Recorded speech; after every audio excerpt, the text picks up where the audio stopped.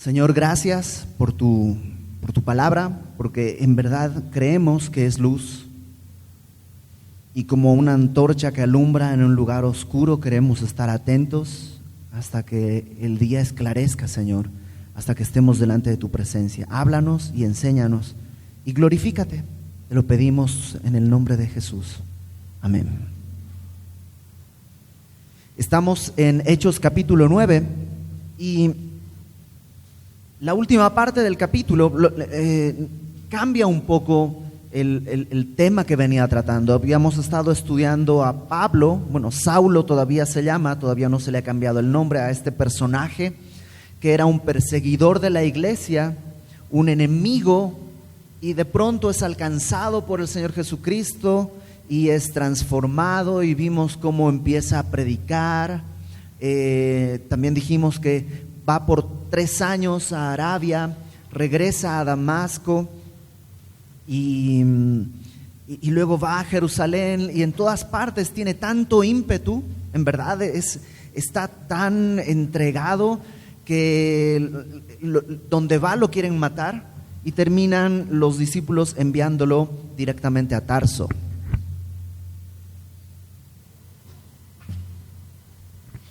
Y cambia entonces la escena y regresamos a estudiar al apóstol Pedro. Pablo va a estar ahí en Tarso alrededor de 12 años, no se nos dice exactamente qué es lo que va a estar haciendo, y Lucas vuelve a centrar la historia en Pedro, y vamos a estar con Pedro un par de capítulos más. No hay una certeza acerca de en qué momento sucede lo que vamos a estudiar. Algunos piensan que sucede en estos 3 años en los que Pablo está entre Damasco y Arabia. Otros piensan no, sucedió después, ya cuando Saulo había sido llevado a Tarso y había paz.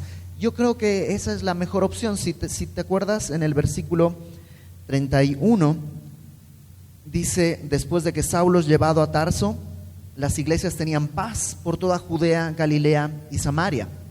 Y un poco vemos eso en la escena con Pedro. Hay paz. Pedro está tan en paz que puede hacer lo que dice el versículo 32, que es donde vamos a empezar. Aconteció que Pedro, visitando a todos, vino también a los santos que habitaban en Lida.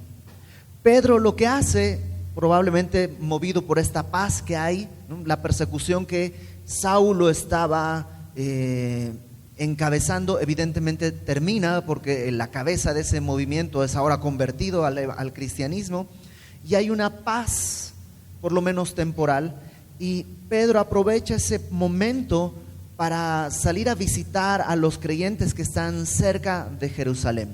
En aquella época, cuando hablamos de los creyentes, podríamos también decir las iglesias, pero no a la manera del día de hoy. Una iglesia en aquella época no es como el día de hoy, que tiene un edificio y tú dices: ¿dónde está semilla de mostaza? No, pues en el Hotel Real de Minas a las 11. No, se reunían en casas, eran congregaciones numerosamente pequeñas, digamos, pero no menos importantes. Simplemente cambia el estilo de cómo se reunía la iglesia en aquella época. Y Pedro está visitando los creyentes y las iglesias.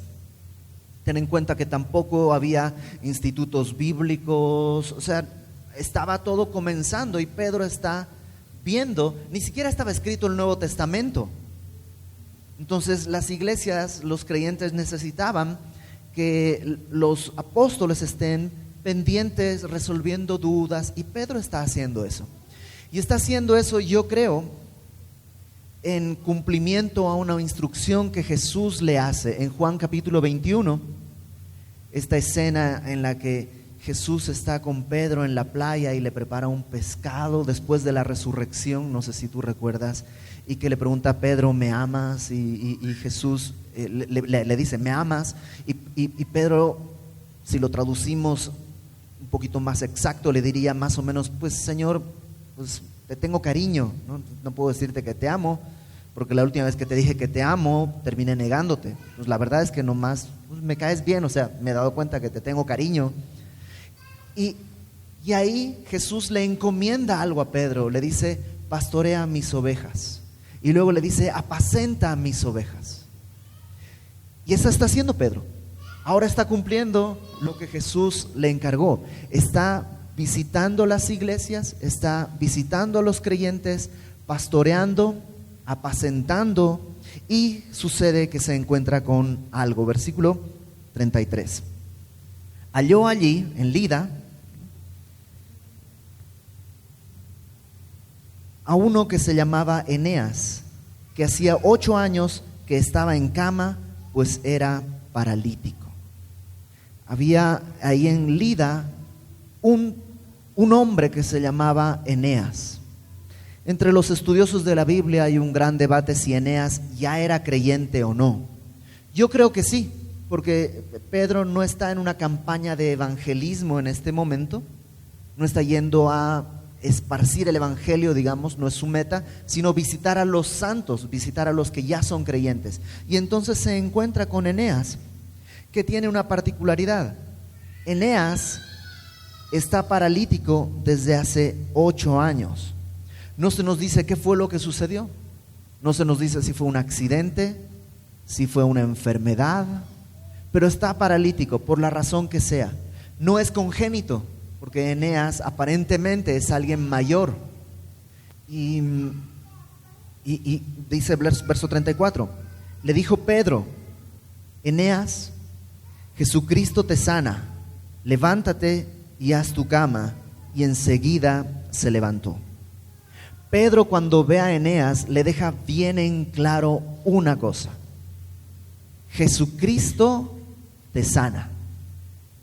Pedro no toma nada de la gloria, no dice, bueno, yo te voy a sanar en el nombre de Cristo, pero yo lo voy a hacer. No toma para él nada. Pedro no se menciona a sí mismo. Deja bien en claro que es Jesucristo quien va a efectuar esta sanidad. Y le da una instrucción. Le dice, levántate y haz tu cama. No sé, cuando leo eso me acuerdo de mi mamá. Cada mañana, ¿no?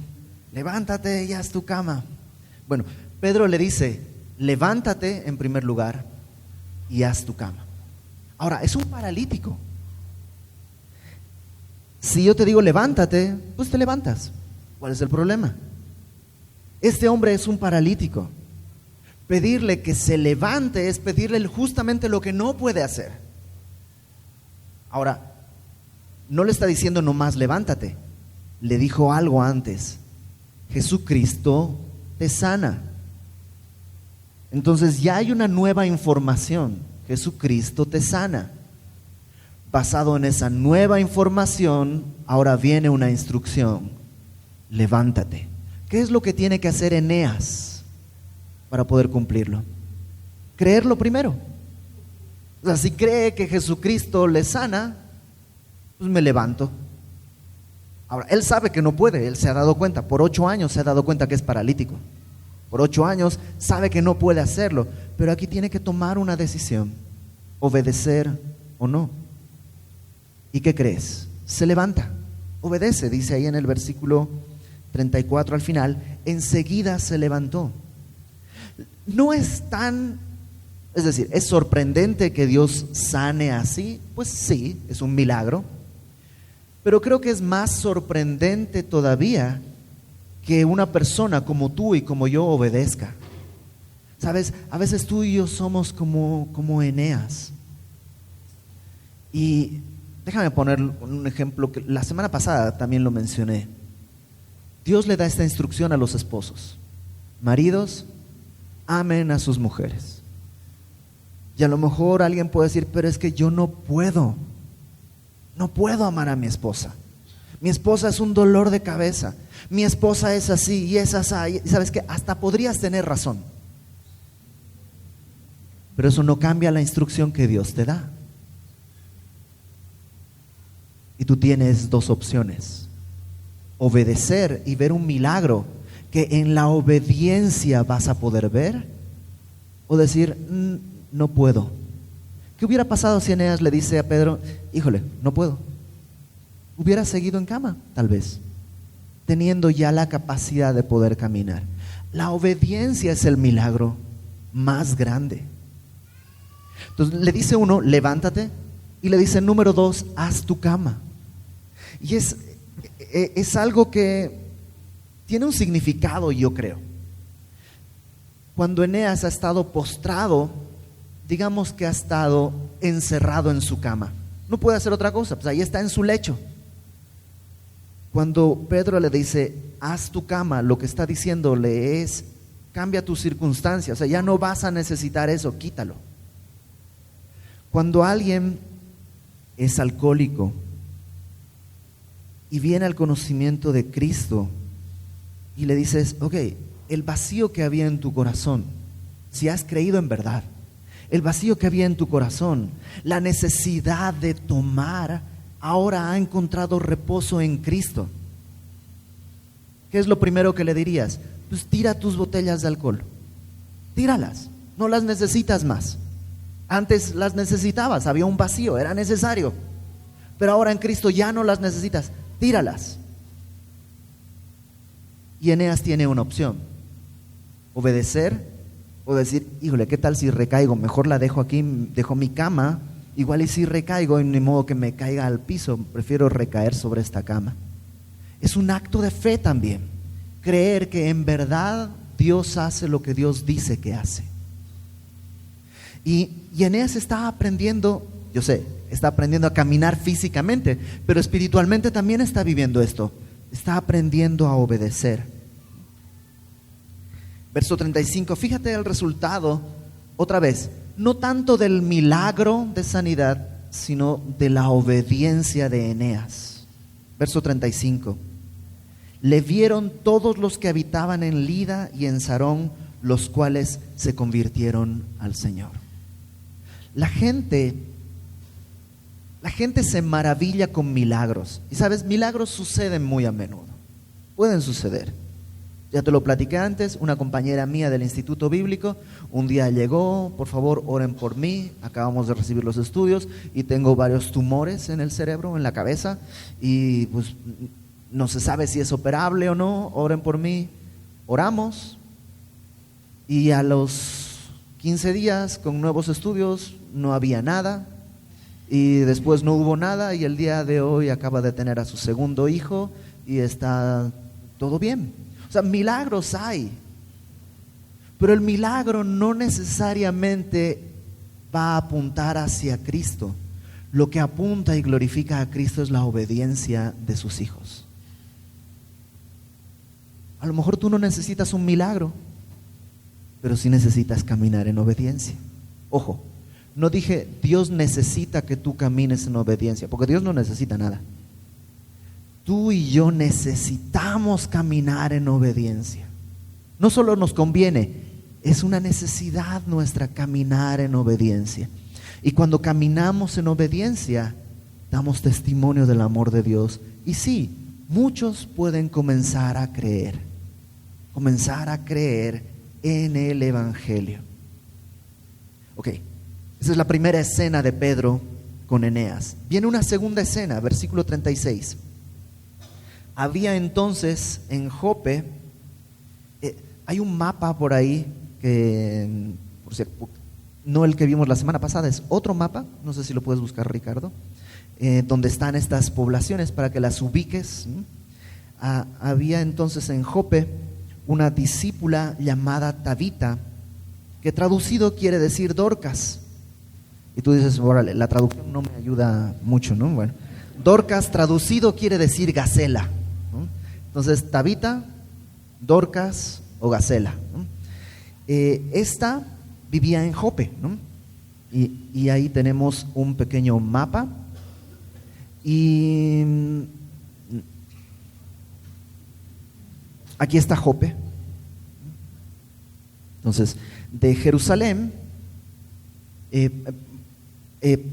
Pedro está realmente moviéndose un área bastante grande, pero no es un área extranjera, todavía está dentro de Israel. Por eso te decía, Pedro está pastoreando las ovejas que Jesús le dijo que tenía que pastorear.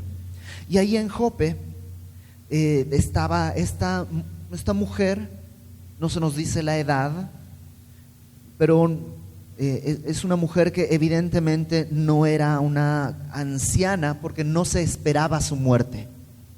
Era una mujer de joven a adulta probablemente, y dice que abundaba en buenas obras y en limosnas que hacía. Las obras y las limosnas que hacía Dorcas son una evidencia de la fe que ella tenía. A diferencia de Eneas no se nos dice que era un discípulo, solo dice halló a uno. Dorcas, en cambio, se nos dice que era una discípula, ¿no? Tabita era una discípula que abundaba en buenas obras y en limosnas que hacía. Estas buenas obras no eran lo que le hacía ser discípula, sino el ser discípula la movía a hacer buenas obras. Y tú ya lo sabes. Las obras no salvan. Lo que salva es la fe. Y este debate es fe u obras. Bueno, ni fe ni obras, sino fe que obra. La fe verdadera necesariamente va acompañada de obras. Si una fe no tiene obras que la sustenten, pues aunque sea una buena fe, es absolutamente inútil, es fe muerta. Santiago dice que los demonios creen y tiemblan, pero no son salvos. El creer en Dios, tengo fe en Dios, pero no haber creído lo que Dios dice, nomás, pues como máximo te pone en categoría demonio. El creer en Dios y creerle a Dios y sujetarte a su voluntad por amor, por lo que Él ha hecho, eso te convierte en un discípulo y se va a traducir en obras. Bueno, Tabita es una mujer así. Tiene obras, tiene limosna, misericordia, ve por otros. Verso 37. Y aconteció que en aquellos días enfermó y murió. Después de lavada la pusieron en una sala. Murió. Y no sé tú, pero cuando yo leo esto, podría pensar ¿por qué se murió Tabita? O sea, ella hacía cosas, abundaba en obras. Mucha gente era beneficiada por ella. Por Eneas nadie. Eneas está ahí sin hacer nada, 8 años postrado y no hace nada. Y la que es útil, la que está bendiciendo a la gente, se muere ella. No sé si has pensado cosas así, que hay gente que tú dices, ¿por qué se murió esta persona? Y no tantos otros. Bueno, tú y yo no podemos hacer ese tipo de juicios. Es una pregunta válida, creo que es una pregunta que puede ser sincera, pero tenemos que aceptar que es una pregunta soberbia, porque estamos pretendiendo corregir la mano de Dios y corregir la voluntad de Dios. ¿Por qué pasó? Pues porque Dios tiene sabiduría más alta que la nuestra y determinó que eso es lo que tenía que suceder. Y en este caso nos va a explicar un poco por qué Dorcas murió y era necesario que muriera, ¿no? Dice el verso 38, nos la ponen en una sala y como Lida estaba cerca de Jope, ¿no? ¿Te acuerdas? Pedro estaba en Lida, Jope está ahí más o menos cerca. Los discípulos, oyendo que Pedro estaba allí, le enviaron 2 hombres a rogarle, no tardes en venir a nosotros. Ahora, esto me muestra algo. Estos hombres tenían fe. ¿Para qué fueron a llamar a Pedro? ¿Y por qué llamarlo con urgencia? 2 opciones, y creo que solo 2 opciones. Uno, porque creían que Pedro podía venir y resucitar a través del poder de Cristo a Dorcas. Entonces, por eso le dicen, ¿sabes qué? Sabemos que Dios ha hecho esto, ven y a ver si puedes resucitar Dorcas. Puede ser uno. Pero si no es eso, sabían que Pedro podría traer consuelo a la familia y a todos los que vivían ahí cerca de Dorcas. Lo que ellos consideraban era que Pedro tenía algo que ellos necesitaban y lo querían ahí. Pedro podía consolar o podía hacer un milagro, pero hay algo que necesitaban de Pedro. Verso 39.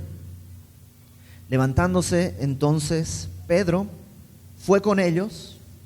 Me encanta la disponibilidad de Pedro. Tú sabes, hay estas 2 cosas, ¿no? Disposición y disponibilidad. Disposición es el anhelo de querer hacerlo y disponibilidad es poder hacerlo. Muchas veces sucede que decimos, necesitamos a alguien que venga a las 6 de la mañana aquí. ¿Quiénes están disponibles? Pues yo. ¿Quiénes están dispuestos? Híjole, ahí se caen algunas manos. Pedro estaba dispuesto y también estaba disponible. Y entonces viene y le dicen, Pedro, pasa esto, y Pedro dice, fue con ellos, y cuando llegó, le llevaron a la sala donde le rodearon todas las viudas, llorando y mostrando las túnicas y los vestidos que Dorcas hacía cuando estaba con ellas. Alrededor de Dorcas, alrededor del cadáver de Dorcas, había gente que tenía evidencia de la fe y el amor de ella. Y probablemente le decían a Pedro, mira, ella me hizo este vestido, ella a mí me tejió esta bufanda, ella a mí me dio eso. Y ahí hay una evidencia. Ella ya no está, Dorcas ya no está, pero la evidencia de su fe ahí está delante de Pedro y delante de los demás. La gran pregunta es, tú y yo un día vamos a hacer ese desfile, y un día tú y yo vamos a estar en un ataúd. ¿Qué es lo que la gente va a mostrar ese día? Habrá gente que va a mostrar y va a decir, pues a mí me dio un ejemplo así, a mí siempre me daba, ¿no? Me traje al funeral unos lonches. ¿Por qué? Porque le gustaba a esta persona preparar lonches y salir a la calle y repartirlos. ¿Qué es lo que vamos a dejar? Cuando tú y yo no estemos, ¿qué es lo que se va a quedar? O a lo mejor alguien va a decir, no, pues yo me voy a pintar las cejas así fruncidas porque siempre estaba enojado. ¿Qué es lo que va a quedar cuando tú y yo ya no estemos? De Tabita queda un montón de gente agradecida y quedan cosas que ella dejó nuevamente como testimonio de su fe en Cristo, de que ella era una discípula. Entonces ahí están llorando con Pedro, verso 40. Pedro, sacando a todos, dice que se puso de rodillas y oró. ¿Por qué sacó a todos? Yo creo que está buscando intimidad con el Señor. ¿Por qué oró? Pues porque no sabe qué hacer. ¿Qué voy a hacer? ¿Va a resucitar? No lo sé. Puede ser. Le digo consuelo a la gente. ¿Qué es lo que tiene que hacer Pedro? Él no lo sabe. ¿Y cuál es la mejor opción cuando no sabes qué hacer? Orar. Entonces Pedro ora. Seguramente viene la respuesta, porque dice, después de haber orado, volviéndose al cuerpo, dijo, Tabita, levántate. Y ella abrió los ojos y al ver a Pedro se incorporó. Perdón, esta es mi imaginación. Yo sé, no está en la Biblia, pero esto es lo que, no sé cómo, pero no puedo sacarme esta idea de la cabeza. Tabita está muerta. ¿A quién crees que está viendo? Está delante del Señor, está delante de Cristo. Y de pronto, así, no sé cómo será, nunca me he muerto, pero no sé si escucha, levántate, y como un sueño así, abre los ojos, y a quien estaba viendo a Cristo, ¿no?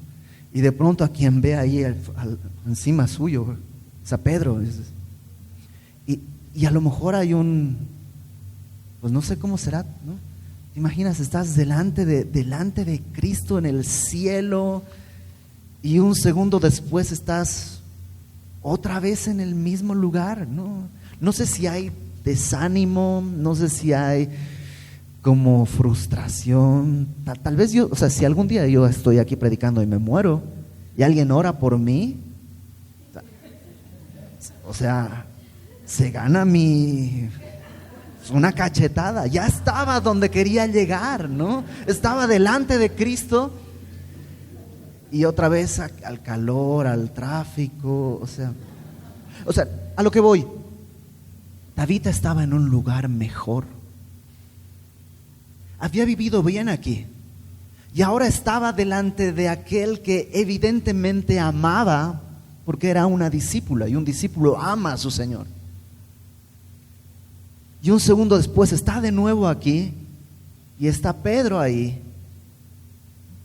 Y dice verso 41, dándole la mano, la levantó entonces, llamando a los santos y a las viudas, la presentó viva. Esto fue notorio en toda Jope y muchos creyeron en el Señor. Y tú dices, ok, entendí cuál era el propósito. Tabita había servido con todo lo que ella podía hacer. Ahora muere, Dios la trae de regreso y resucita. Y aún eso es una evidencia del amor de Dios. Y aún eso Dios lo usa para que muchos más vengan al conocimiento de Jesucristo.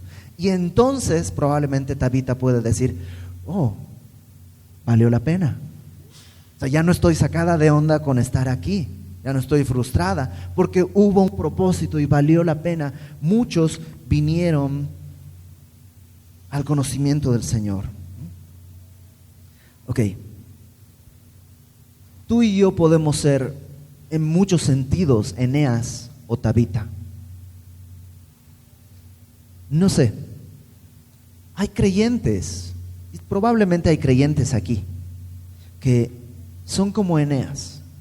Están vivos, evidentemente, han creído, pero están paralíticos. No caminan en el Señor. Son salvos, pero su vida no camina en el Señor. No hay fruto.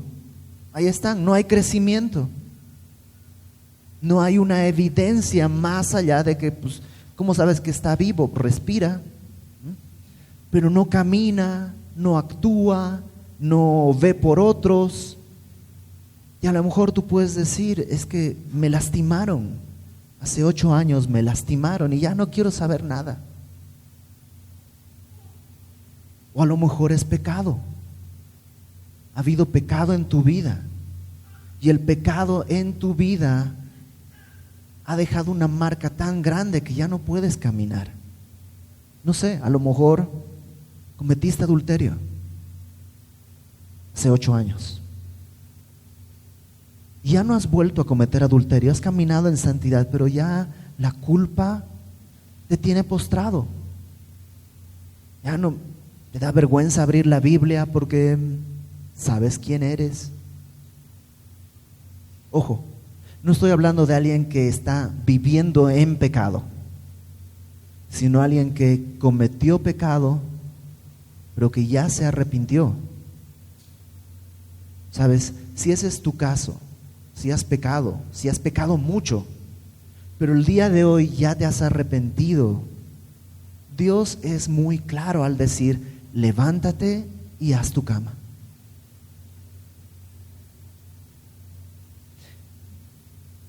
Lo que sea que hayas hecho está pagado en la cruz. Y solo tienes que hacer 2 cosas. Creerle al Señor, número 1.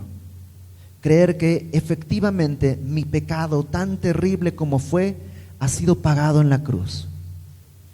Y número 2, no proveer para que vuelva a caer en el pecado. Haz tu cama. Si el asunto tuyo era el alcoholismo, pues quita todo alcohol de tu casa y no vuelvas a pasar por el pasillo de Walmart donde están las cervezas y donde están el vino. Haz tu cama. Quita toda opción de regresar a caer. A lo mejor puedes decir, es que no creo que pueda. Sí, no puedes, pero Dios ya lo hizo. ¿Te acuerdas cuando vimos Eneas? Todo parte de una sola cosa: haber creído que Jesucristo le sana. Nuestra vida no puede comenzar a andar si no creemos que Jesucristo nos ha perdonado. La culpa es terrible. No sé, si pregunto hoy, ¿cuántos de ustedes han pecado? Y vamos a hacerlo más sencillo. ¿Cuántos de ustedes han pecado esta semana? Todos levantamos la mano. Todos levantamos la mano. ¿Por qué la culpa no nos consume? Si somos culpables. Por una sola cosa: Cristo ha cargado con todo en la cruz para no culparnos, porque la culpa La culpa se parece al arrepentimiento, pero no es arrepentimiento. La culpa te hunde, la culpa te ancla y te paraliza. La culpa es la herramienta de Satanás para evitar que camines. El arrepentimiento y la confesión de pecados es la herramienta de Dios para hacerte libre. ¿Has pecado? Ok, bienvenido a la raza humana. Pero hay algo que tienes que hacer. Por gracia de Dios puedes hacerlo. Confiesa tu pecado. ¿Contra quién pecaste? No, pues me enojé contra mi familia, mi esposo, mi hija, mi hijo, no sé. Ok, confiésale tu pecado. Dile, perdóname, pequé contra ti. Hice esto, confiésalo, arrepiéntete y vas a ver que la culpa va a desaparecer. No va a venir la soberbia de, ok, yo soy perdonado, entonces puedo vivir como quiera. No, eso quiere decir que no te has arrepentido. El arrepentimiento te viste de humildad, pero te permite caminar en libertad. Y Dios quiere hacernos libres el día de hoy. Quiere que camines. Quiere que camines en Cristo y para su gloria. ¿Y sabes qué va a pasar? Muchos vendrán al conocimiento de Cristo al ver tu nuevo comportamiento. Ahora, a lo mejor eres como Dorcas. ¿Cómo era Dorcas? Dorcas abundaba en buenas obras. Abundaba en buenas obras. Pero ya no. Ahora está muerta. Y me encanta que Dorcas, que abundaba en buenas obras, y Eneas, que no hacía nada, los dos necesitan de la gracia de Dios. Los dos necesitan de la gracia de Dios. Ninguno de los dos puede remediar su situación. Todas las buenas obras de Dorcas no son suficientes para modificar lo que ella está viviendo o muriendo. De esa misma manera, si tú en el pasado hiciste muchas buenas obras, muchísimas buenas obras, Dios no acepta currículums. O sea, Dios viene y te recibe como eres pecador y te otorga la gracia, la misma gracia que otorga al que nunca hizo nada en su vida, la misma gracia que te tuvo antes de que tú hicieras grandes obras y la misma gracia que el día de hoy necesitas. A lo mejor eres así y puedes decir, antes yo salía a predicar el evangelio en las calles, antes yo leía mi Biblia todos los días, antes, okay, está bien, pero eso no sirve para remediar lo que hoy día necesitas. Hoy día necesitas la gracia de Dios nuevamente y está disponible la gracia de Dios.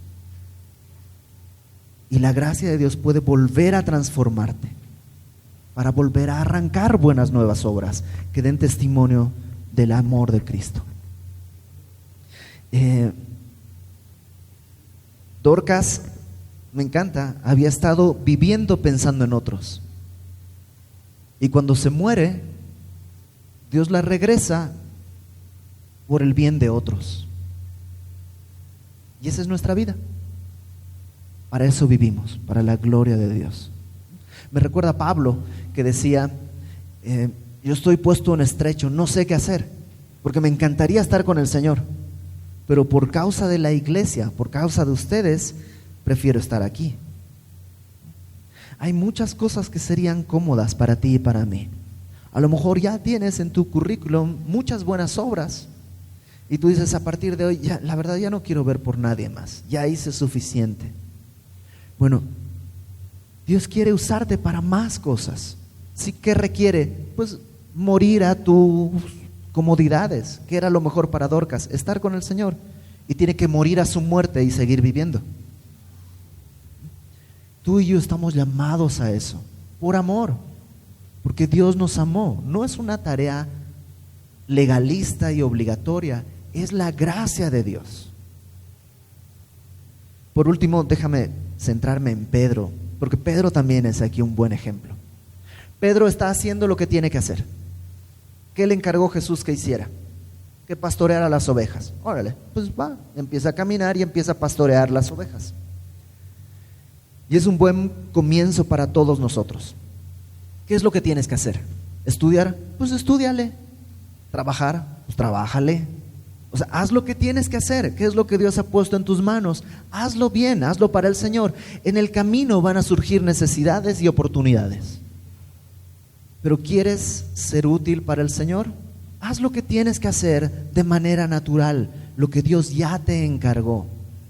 Si eres esposo, cumple con tu rol de esposo. Si eres padre, cumple con tu rol de padre. Si eres hijo, cumple con tu rol de hijo, de estudiante, de trabajador. Cumple con lo que Dios ya ha puesto en tus manos.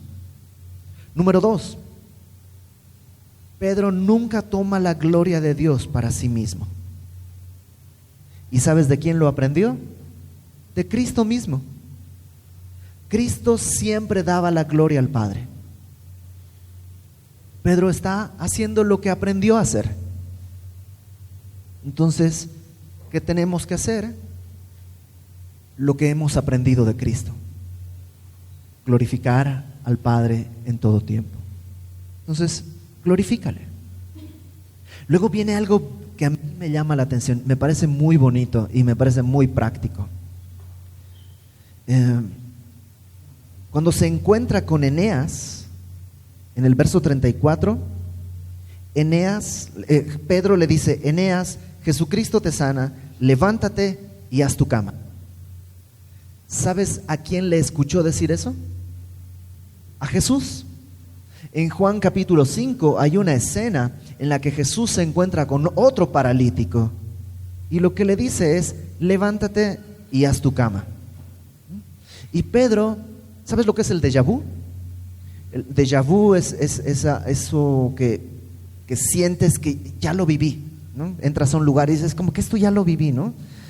Y alguien te dice algo y dices, sí, sabía que me ibas, sí, como que esa sensación de que ya lo viví.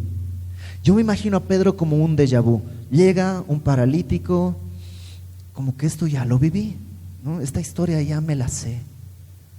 ¿Qué dijo Jesús? Levántate y haz tu cama. ¿Ok? Pues Eneas, levántate y haz tu cama, y se para Eneas. Luego le llaman, oye, en Jope te buscan, hay una muchacha, se llama Tabita, llegan y está alguien muerta, muchos alrededor llorando, y Pedro diciendo, déjà vu, como que esto también ya lo viví. ¿Te acuerdas? Marcos 5, la hija de Jairo, llaman a Jesús, está mi hija enferma, y luego dicen, ya está muerta, y Jesús dice, tranquilo, vamos, y llega Jesús. Y yo imagino a Pedro, ¿qué hizo Jesús? ¿Qué hizo Jesús? Lo primero que hizo fue sacar a todos. Entonces Pedro dice, ok, todo el mundo fuera. Número 2, Jesús le dice a la hija de Jairo, le dice, Talita Kumi, muchacha, a ti te digo, levántate. Y, o sea, en español podríamos decirlo, Talita, Tabita, Kumi, levántate. O sea, lo que está haciendo es repetir lo que ha visto hacer a Cristo. Nada más, no se está inventando nada, simplemente está haciendo lo que ha visto hacer a Cristo. Y creo que esa es la clave para que tú y yo podamos servir al Señor. Nosotros servimos tras las huellas de nuestro Jesús, de nuestro Señor. No hacemos nada distinto a lo que Él haya hecho.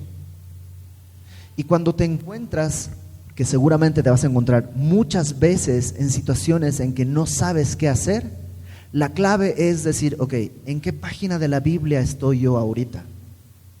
No, pues ahorita estoy en Nehemías 5, ¿no? Soy Nehemías. Tengo que aprender a verme dónde estoy para saber qué hacer. Porque la palabra tiene instrucción para cada situación. Pero ¿cómo voy a saberla si no permanezco en la palabra?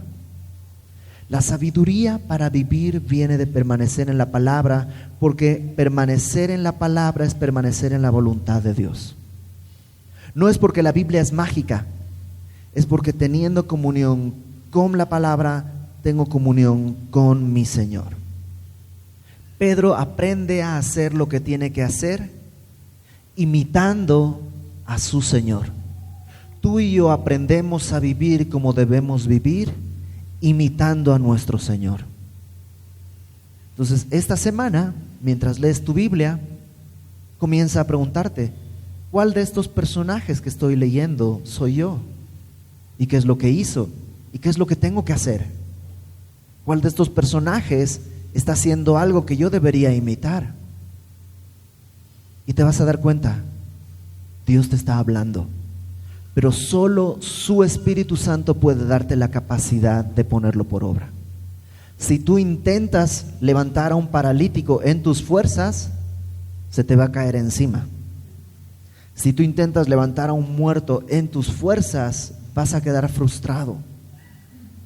Pero si tú haces las cosas, lo que sea, trabajar, estudiar, preparar la comida, todo, en el nombre de Cristo, para la gloria de Cristo, Dios va a empezar a hacer cosas. Y créeme, la obediencia va a traer más fruto que el milagro.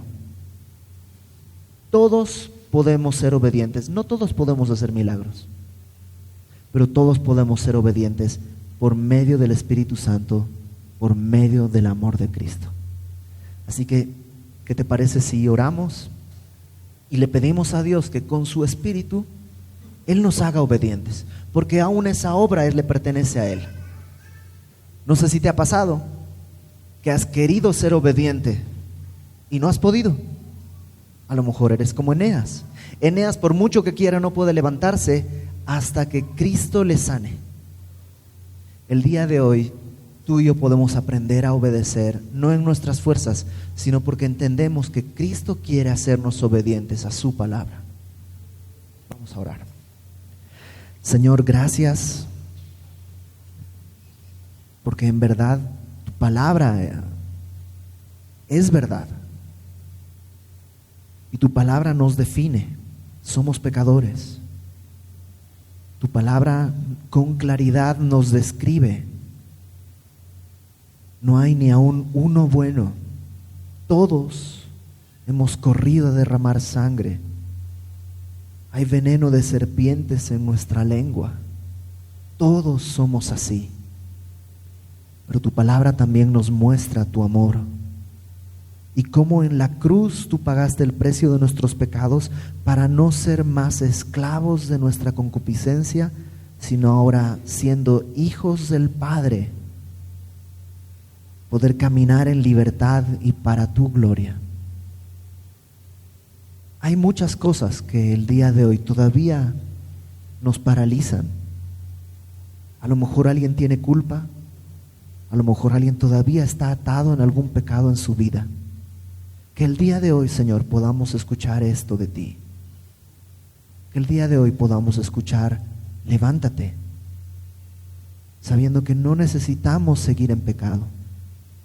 Como aquella mujer que fue encontrada en adulterio y tú le dijiste, vete y no peques más. Y le diste la libertad de poder caminar ahora sin pecar. Así, Señor, el día de hoy queremos escuchar tu voz y poder caminar sin recaer en el pecado. Haznos sabios para quitar todo aquello que pudiera estorbar. Haznos sabios para vivir con temor de tu nombre. Acudimos a ti porque aún la muerte para ti es un problema resuelto, porque tú eres capaz de darle vida a los muertos. Acudimos a ti, Señor, porque tú lo mandaste de esa manera.